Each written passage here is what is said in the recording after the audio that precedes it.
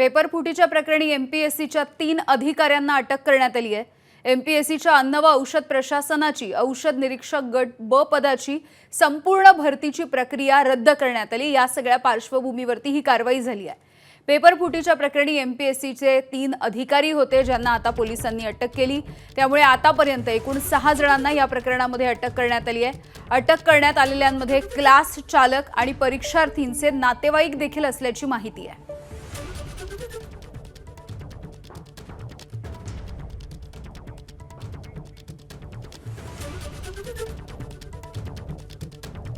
Sitaram Gaud sir, तुम्ही आरोपी क्रमांक 1, 2, 3 ला रिप्रेझेंट करताय।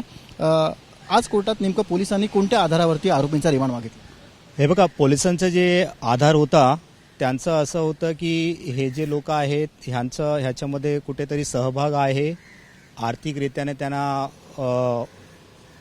फायदा झाला आणि पेपर जे आहेत त्याचा फुटी करून लोकांकडे ते पेपर पोहोचवलेत। पण आमचं युक्तिवाद असा होता की नेमकं ह्यांना फक्त संशयाच्या आधारावर कुठेतरी पोलिसांनी अटक केलेलं आहे आणि त्याच्या आधी माझा एक I would say technical ground होता, पण ते महत्त्वाचं ग्राउंड असं होतं की जेव्हा ह्यांना संध्याकाळी किंवा रात्री कालच्या दिवशी अटक केलं गेलं त्यावेळेस त्यांना कुठेतरी रायटिंगमध्ये ग्राउंड ऑफ अरेस्ट हे त्यांना सांगितलं गेलं नाही किंवा त्यांच्या नातेवाईकांना कलम 47 आणि 48 ची पूर्तता झाली नाही आहे।